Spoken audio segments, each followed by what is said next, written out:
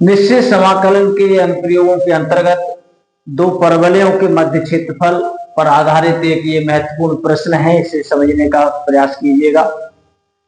ये परवलय है दोनों, इन दोनों के मध्यवर्ती भाग का क्षेत्रफल निकलवाया है। ये बोर्ड परीक्षा में पूछा हुआ प्रश्न है, इंपॉर्टेंट है। स्टेप बाय स्टेप इसे समझ लीजिए। तो बिना समय गंवाए थोड़ा बड़ा हो जाएगा वीडियो, इसलिए हर शब्द बोले गए, जो भी शब्द बोला जाएगा अलग अलग महत्व है, ध्यान से सुने। एक परवलय ये है, दूसरा ये है। परवलय y पे वर्ग है और x एक घात में है, यहाँ भी y पे वर्ग है, यहाँ x एक घात में है। अंतर ये है कि यहाँ x धन का है और यहाँ एक घातीय x ऋण का है। तो जब परवलय y पर द्विघात है तो परवलय x अक्ष पर होता है, और x धन है तो धन दिशा में होता है, और x ऋण है तो ऋण दिशा में होता है।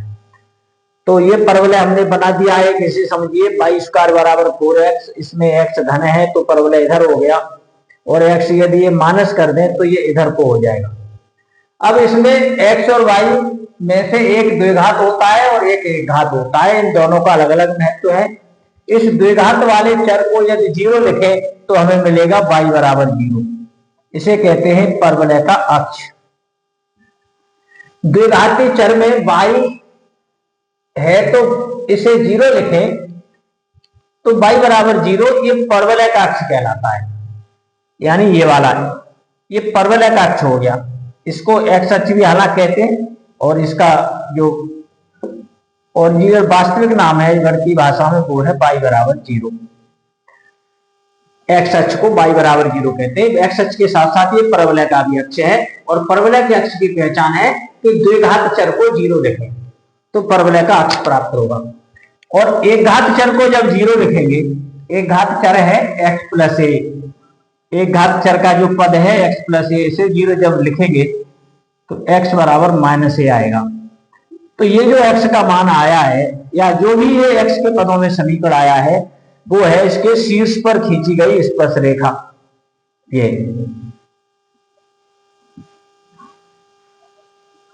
एक घातीय पद को 0 लिखेंगे, इसका एक घातीय पद क्या है, ये हो रे बराबर 0, हो रे x बराबर 0, हो रे 0 में मिला दो तो x बराबर 0 आ जाएगा। तो ये x बराबर 0 एक घातीय चर है इस परवलय का।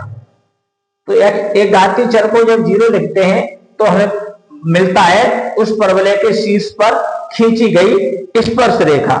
ये बहुत महत्वपूर्ण बातें हैं, इसको ध्यान से जानिए। तो एक घातीय चर को 0 लिखने से शीर्ष पर खींची गई स्पर्श रेखा है, इसको यहां लागू करते हैं। एक घातीय चर को जब 0 लिखेंगे तो इस परवलय के शीर्ष पर खींची गई स्पर्श रेखा प्राप्त होगी। तो देखिए ये y द्विघात है और x एक घात धन का है, तो ये x अक्ष की धन दिशा की ओर परवलय हो गया ये। और इसमें द्विघात को 0 लगाएं, यानी y बराबर 0, तो ये वाला हिस्सा जिसे हम x अक्ष कहते हैं, ये परवलय का अक्ष हो गया। और इसे 0 जब लिखेंगे तो x का मान माइनस ए आएगा, x बराबर माइनस ए। ये शीर्ष पर खींची गई स्पर्श रेखा होगी। ये बात इस परवलय की हो रही है, इसके शीर्ष पर खींची गई स्पर्श रेखा हो गई x बराबर माइनस ए। ये x का मान माइनस ए हो गया। अब दूसरे परवलय की बात करते हैं, इसमें x माइनस का है तो ये माइनस दिशा में होगा, x अक्ष पर इस दिशा में। और इसे जब 0 लगाएंगे तो x का मान b आएगा। तो इसका शीर्ष ये है, तो ये शीर्ष पर खींची गई स्पर्श रेखा हो गई x बराबर b। तो परवलय के समीकरण में एक घातीय चर के पद को 0 लिखने से शीर्ष पर खींची गई स्पर्श रेखा प्राप्त होती है। तो इस परवलय के शीर्ष पर खींची गई स्पर्श रेखा ये आ गई x बराबर माइनस ए, और इस परवलय के शीर्ष पर खींची गई स्पर्श रेखा x बराबर b आई, इसको 0 लगा दें। अब इन दोनों समीकरणों को लिख के घटा के हल किया गया है और x का मान निकाला है। घटा के y का पद कट गया है, 4 को 0 की तरफ रेफर कर दिया है, अंदर गुणा करके ये बचा। x का पद यही रखा, बिना x के पद इधर लाए, गुणनखंड किए तो ये b प्लस ए ऐसे कट गई, x का मान आ गया। x के मानों को x का एक मान आया है, इसको समीकरण 1 में लगाया है, तो ये y का वर्ग इतना आया है, इसे इतने का होल स्क्वायर लिख के y के 2 मान आ गए। तो x का एक मान और y के 2 मान, x का पहला मान और एक मान यहाँ से y का b minus a 2 under root a b. यानी कहने का मतलब ये हुआ, ये दोनों परवलय आपस में कहाँ काटते हैं ये जाने लेते हैं। तो x का मान जब b माइनस ए होगा तब y का मान दो है, एक तो 2√ab, एक -2√ab। तो हमें ये चित्र बता रहे हैं एक परवलय का, और इस परवलय के दोनों वक्र एक दूसरे को यहाँ काट रहे हैं। उनमें x का मान b- है, तो इस बिंदु के निर्देशांक में b- और y का मान ऊपर की दिशा में धन का 2√ab लगा दिया, और नीचे की तरफ x का मान तो उतना ही होगा b- और y नीचे को -2√ab लिख दिया है। तो ये चीजें आपकी ये चित्र में जो कुछ दिख रहा है वो धीरे धीरे क्लियर हो चुकी होंगी, समझ चुके होंगे ये कहां से आ गए। इस परवलय के शीर्ष पर खींची गई स्पर्शरेखा ये आ गई, और इस परवलय के शीर्ष पर खींची गई स्पर्शरेखा ये आ गई। ये एक घाती चर को 0 लगा के प्राप्त होती है। अब हमें मध्यवर्ती भाग का क्षेत्रफल चाहिए, वो क्या होता है वो देखिए। इन दोनों का मध्यवर्ती भाग यानी ये जो दिख रहा है, तो देखो इस परवलय की बात करते हैं, पहले वाले परवलय की जो धन दिशा में है। तो इन दो रेखाओं के बीच ये हिस्सा तो इस परवलय का है, इन दो रेखाओं के बीच, और इस परवलय का इन दो रेखाओं के बीच ये हिस्सा है। इन दोनों को जोड़ दें तो दोनों का मध्यवर्ती भाग आ जाएगा।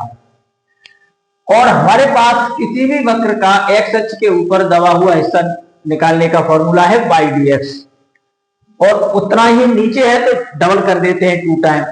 तो ये ऊपर का हिस्सा इस परवलय का है, और 2 टाइम कर देंगे तो नीचे का भी आ जाएगा। सीमा यहां से लेकर यहां तक होगी, और y dx में जो y है वो यहां से लगेगा इस समीकरण से, और यहां इस समीकरण से जब y का मान लगाएंगे और y dx में लगाएंगे तो सीमा यहां से यहां तक होगी, और उतना ऊपर उतना ही नीचे है तो इसे भी डबल करेंगे।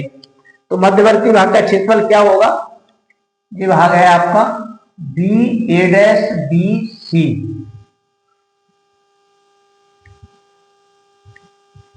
प्लस BA'BC, और अब ये वाला हिस्सा बचा BAB',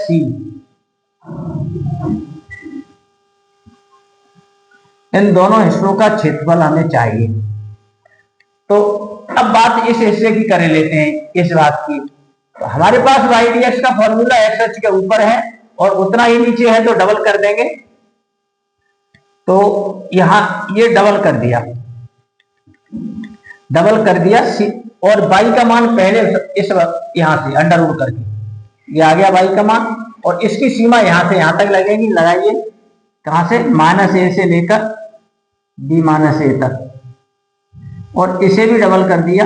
इस हिस्से का यहां से यहां तक सीमाएं होंगी, और y का मान इस वक्र से होगा, इसका अंडर रूट कर देंगे, y का मान आ जाएगा, ये आ गया, और सीमा होगी यहां से लेकर यहां तक, यानी b-a से लेकर b तक। तो ये वाले दो और ये वाले दो कॉमन ले लिए हैं, अंडर रूट 4a बाहर निकाल लिया, अचर पद ये हो गया, और सीमा आपकी -a से b-a तक, और ये अंडर रूट 4 भी बाहर निकाल लिया, सीमा आपकी b-a से b तक।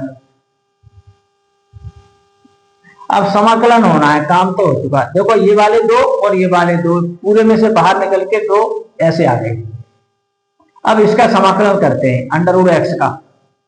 अंडर रूट x की तरह से होगा x प्लस a का, जैसे अंडर रूट x का होता है x की पावर 3/2 अपॉन 3/2, और इसके अवकलन का और बटे करते हैं 1। इस पर सीमाएं लगेंगी तुम्हारी -a से b-a तक, प्लस अंडर रूट a और है ये वाला अंडर रूट, ये दो तो बाहर आ गए, यहां पर ये दो बाहर आ चुके हैं, अंडर रूट b और है ये, देखिएगा इसका समाकलन करेंगे b-a की पावर b-x की पावर 3/2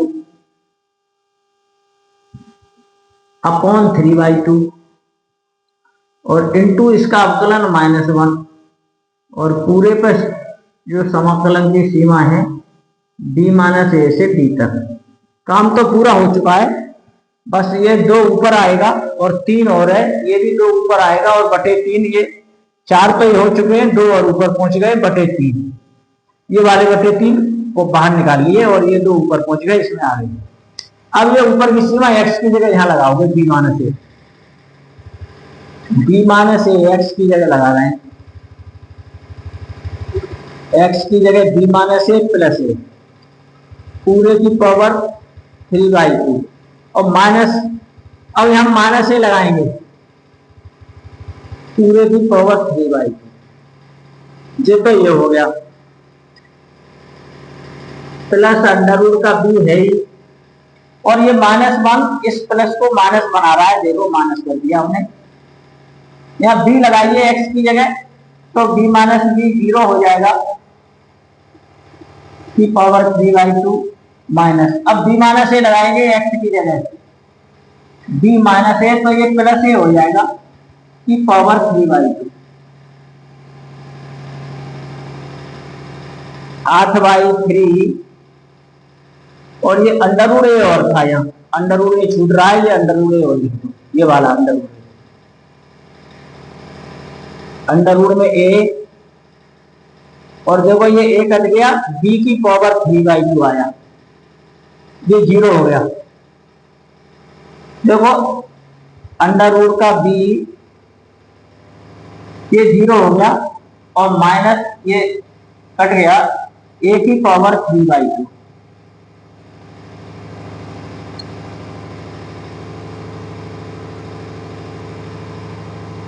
अंडर रूट ए, इस b की पावर 3/2 को ऐसे लिख दो, अंडर रूट b इंटू ई, ये माइनस और ये माइनस प्लस बना देते हैं, ये a की पावर 3/2 को ऐसे लिख दो, अब कॉमन ले लो, 8/3 तो है ही है, अंडर रूट ए बी, तो a प्लस बी बचेगा, b प्लस ए बच रहा है, एक ही बात है b प्लस ए और a प्लस बी, इसे a प्लस बी लिख सकते हैं, यही छोड़ देते हैं। ये सिद्ध करने को भी आ सकता है, सिद्ध करने को आए तो भी यही करना है, और मान निकालने को आए तो भी यही करना है, थोड़ा एक बार दोहरा लीजिए, दोबारा देख लीजिए, स्टेप बाय स्टेप ये समझा दिया गया है। ये अंडर रूट ए है, इसको और मैं क्लियर कर देता हूं ना, ताकि दिक्कत ना आए, ये आ गया, तो उम्मीद है कि समझ में आ गया होगा, तो ऐसे दोहरा लीजिए, समझ में आ जाए, और तो इसे लाइक कर दीजिए, आपको लगता है कि इसका कोई दूसरा भी लाभ उठा सकता है तो शेयर कर दीजिए। धन्यवाद।